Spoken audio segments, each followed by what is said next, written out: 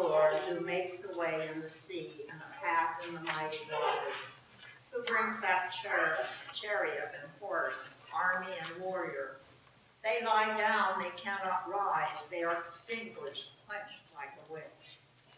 Do not remember the former things or consider the things of old. I am about to do a new thing. Now it springs forth, do you not perceive it? I will make a way in the wilderness and rivers in the desert. The wild animals will honor me, the jackals and the ostriches. For I give water in the wilderness, rivers in the desert, to give drink to my chosen people, the people whom I formed for myself, so they might declare my praise. The word of the Lord. Thanks be to God. A reading from Paul's letter to the Philippians. If anyone else has reason to be confident in the flesh, I have more, circumcised on the 8th day, a member of the people of Israel, of the tribe of Benjamin, a Hebrew born of Hebrews, as to the law, a Pharisee, as to zeal, a persecutor of the church, as to righteousness under the law, blameless.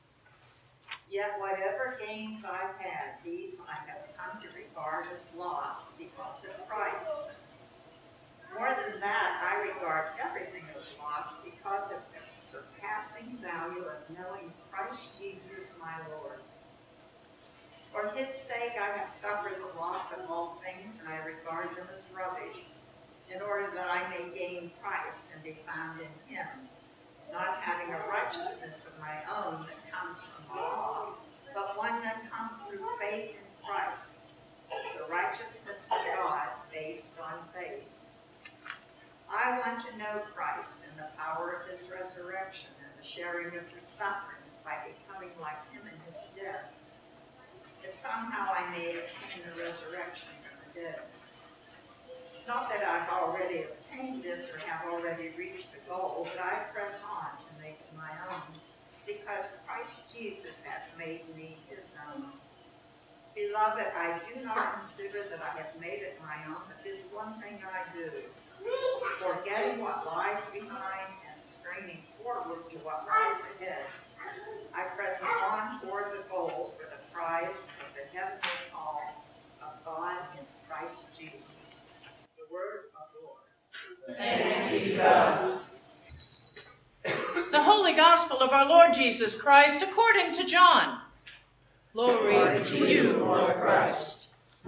6 days before the Passover, Jesus came to Bethany, the home of Lazarus, whom he had raised from the dead. There they gave a dinner for him.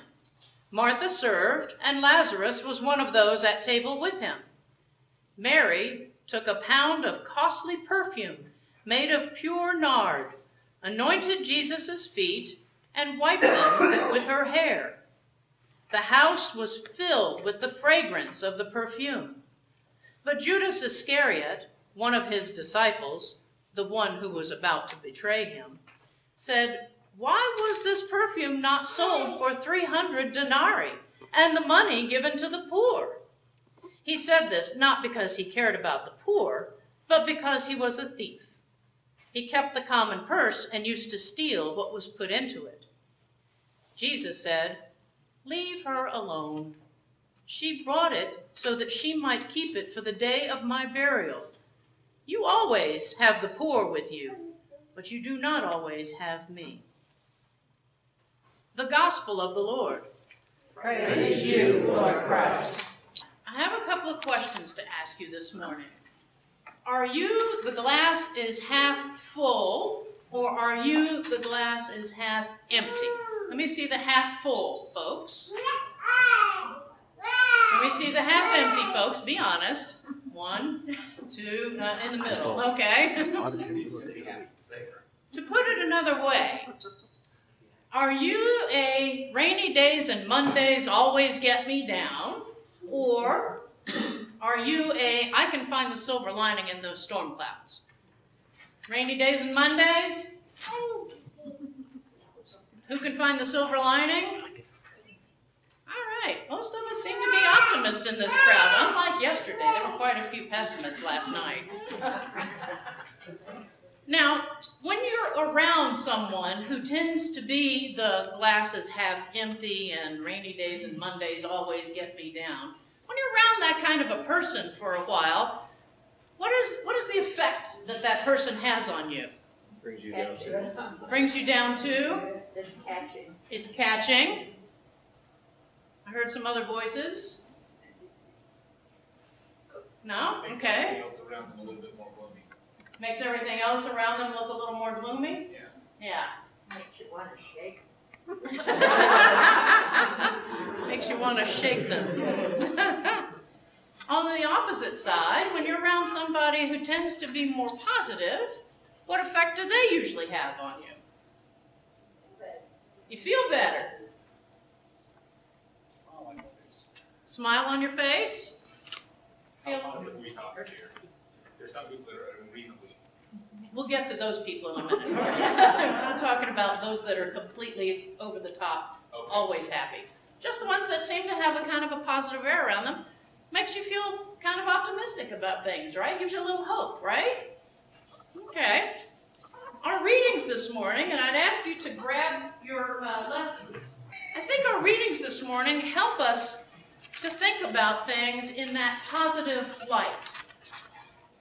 If you look at our psalm, the first thing that we read this morning, and look at verses 3 and 4.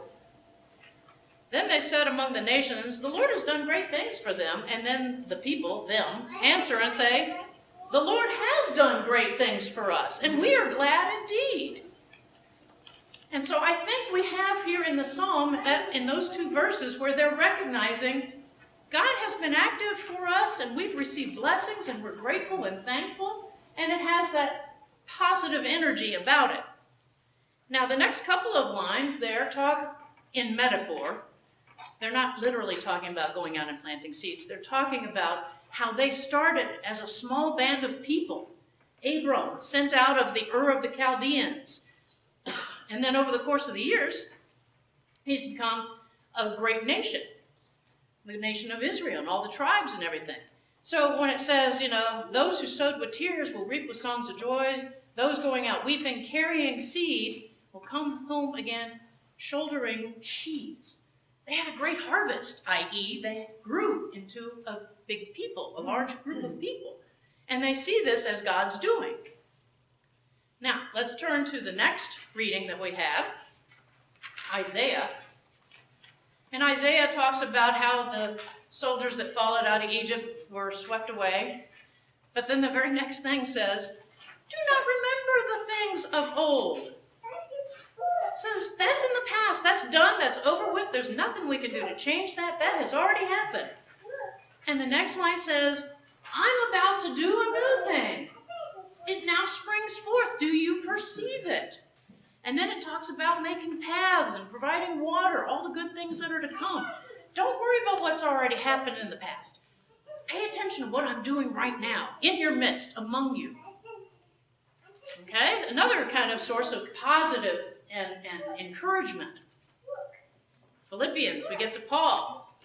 Now, Paul, he starts off with all the things that he thought were important, all the things that he thought were worthwhile. He says, I can boast about this stuff. He says, I was born a Hebrew, of the tribe of Benjamin, I'm a Pharisee, I'm a zealot, I've done all these things, even so far as to go out and to attack those who I think are heretics. He says, all that stuff I thought was important and worthwhile to prove to God my worth and my faith. He says, then I met Jesus, and I got to know God in a very personal way, and I realized that's not the important stuff. He's got a new perspective. He's seeing things through Jesus' eyes, through God's eyes. What's important is that we have that relationship with God, that we realize that the kingdom of God has come near, is within us. And that we take care of one another. And that's what he goes around preaching to all these different places where he has been. He says, I've got a new perspective on this. That other stuff, that's rubbish. That's garbage, man. That's not it.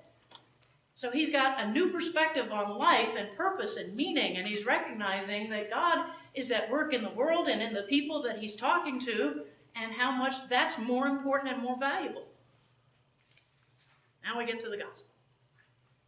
We've got two chief players here. We got Judas and we got Jesus, Mary playing the pivotal role. And here we've got, if you imagine, can you imagine being at a dinner party, kicked your shoes off at the front door, everybody's sitting around, and one of your friends comes in with a bottle of Chanel No. 5 and pours it over your feet and then uses their hair to wipe it on your feet? What kind of looks do you think would be given at that party? What is she doing? And Jesus himself might have initially wondered what was going on, but then he realized this was an extravagant show of love and devotion. And Judas, poor Judas, poor greedy, still of this world, not of the next world Judas, the only thing he can think about is the money that's being wasted that he could have had a little bit of if they'd sold it and put it in the common purse. Jesus sees that, yeah, that's an expensive bottle of perfume, and we kind of could have done some good with it, but he says, you know what? You're always going to have the poor. There are always going to be opportunities to help them. This is something that she has done for me, and it's beautiful. And I'm not going to denigrate it or disparage it in any way. I'm going to honor her for what she's done.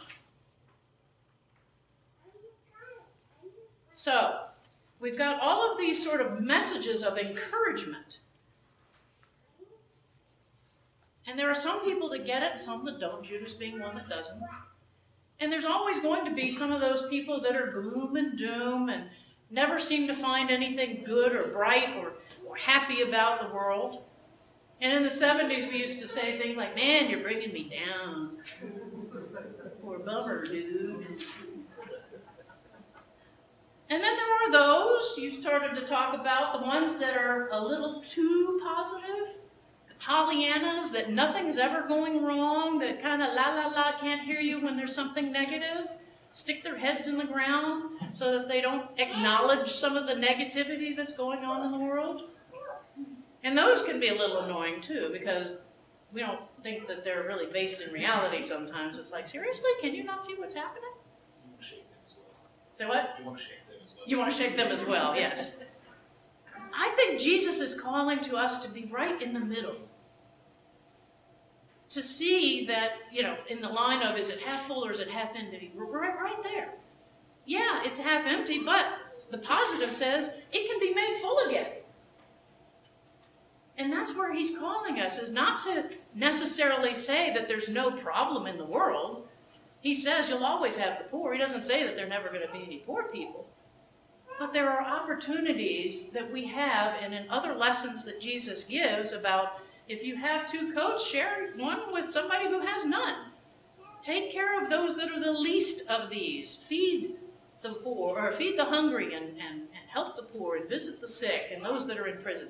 Those are the things we're supposed to do to alleviate some of the stuff that's going on in the world. That's what we're called to be. People who have hope that we can make it better. We can make this world a better place through our own actions.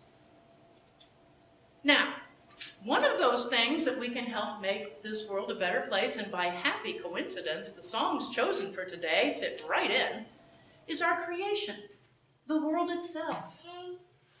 Now, some of you, I think, get the epistle, the diocesan newsletter. Show of hands on those that get that, so I can see how many. Okay. If you don't get that, it will be linked, if it hasn't already been linked, on our website, and you can go to the website and look at it there if you don't have it in your email. And I've printed out one of the articles this morning. It's out on the table in the parish hall.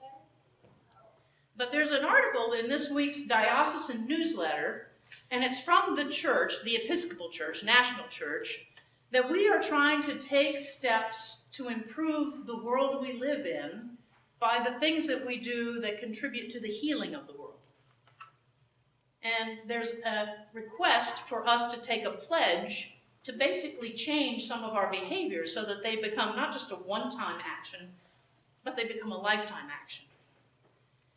And so I'm going to read a little bit of what some of those actions could be. For instance, recycling, repurposing, or reusing items. Now, we all probably do some recycling, but being really conscientious about that, and if there's something that can be repurposed or reused multiple times to eliminate what goes into our landfills, that would be a help. Some people have tried to go plastic-free altogether. I don't know if I could go plastic-free. I could probably go limited plastic. And some of the things that you can do are to use those cloth reusable shopping bags. And this past Christmas, I got for Robin and her sister and myself these metal straws, so that when you go someplace and they want to give you a drink, you don't have to use the plastic straw. You can use this reusable metal straw. You rinse it out, put it in your pocket, it folds up, and it's just a little small thing like that. That's a way that we can stop having so many straws, plastic, end up in our landfills. Finding natural-based cleansers and laundry detergent instead of those that have harsh chemicals in them so that they don't get into our water supply. Supporting our reforestation efforts through various organizations like the Arbor Day Foundation. For $10, you can join their organization, and that $10 will help plant 10 trees. You can support legislation that comes up that has to deal with our natural resources. And if you think, well, how am I going to know what's coming up for a vote in Congress or in the state legislature? The Episcopal Church has a group of people. It's called the Episcopal Public Policy Network. And if you Google that, go to their website. On their website, there's a button that says Take Action. If you click on that, they'll give you a list of the different things that are coming up before Congress, and you can read through what the Episcopal Church's position is on that. And if you agree, you can take action by having a form letter that has your name attached to it sent to your elected officials, and all you have to do is give them your location information, and they'll say, okay, here's your senators and your representatives in the state level as well, and you hit submit, and boop, off it goes into their email boxes. Quick, 2 minutes at most to do that. So there's ways to support legislation. And these are just a few of the ideas that we have for how to improve our planet. There are myriad more ways. And on the website for this article that came out in the epistle, there's more suggestions and there's more places to go to get even more suggestions beyond that. One of the problems that I know about, and I think some of you have heard about, is declining bee populations, right? Because of the pesticides that are being used. Well, one of the things that we as a church are going to do is out here in the back 40 is plant a bunch of wildflowers that don't have pesticides on them to help the bees be able to eat and produce their honey and to do their pollination. One step that we're going to do, didn't really cost much, but getting seeds, and we'll put them out when it's time for the monsoon so they'll get watered and they'll grow. God has done great things for us. God has given us this planet to live on and to live with. God is always doing new things. And the question is, can we perceive what those new things are? Maybe some of those new things that God is stirring up with His Spirit within us are renewable energy options, are electric car options.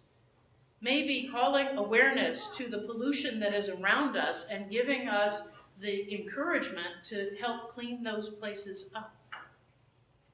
And God often shows us that the things that we thought were important back in the day, maybe they're not so important.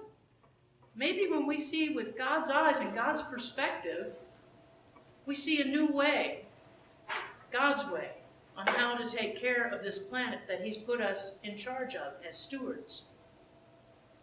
I think God sometimes wishes we'd look beyond the dollars and cents, the cost of the perfume, and instead show Him and show His creation some extravagant love and devotion. There are always those that say they don't believe in climate change or that there's problems with the natural resources in the world we live in. There are those that are naysayers. There are those that will say, oh, we're too far gone now. It's no use. We've already ruined everything. There's no way to come back from what we've done already. But I think God is calling us to be in the middle, to see that there are problems, and that we can do things to make it better, to make the world a better place. So I ask you, will you be willing to take that pledge, to change some of the things that you do to help make the earth a better place, to bring about that healing of our planet? Is your cup half full or half empty? Amen.